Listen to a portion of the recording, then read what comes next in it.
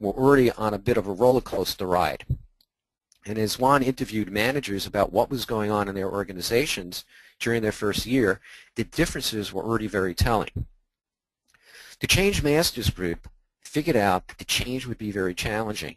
They saw they needed the support of all their employees and got all of them together to figure out how they were going to go about it.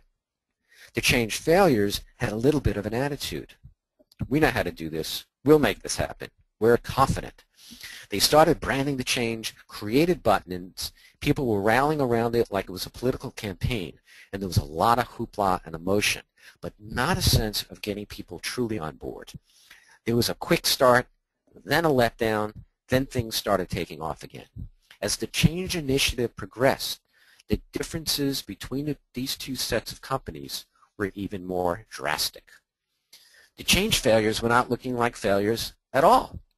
At this point, Wall Street was announcing the change failures as the superstars, the ones to be invested in. These were the stocks to buy. The change masters were seen as laggards.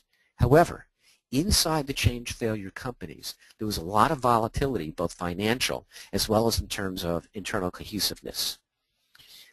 Within the executive teams, there were divisions and friction to the point where executives were threatening to resign and people were taking sides.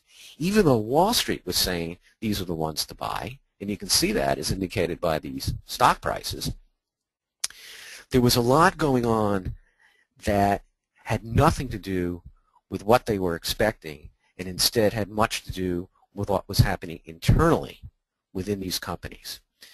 The change masters, however, were gaining momentum. They were starting to work better together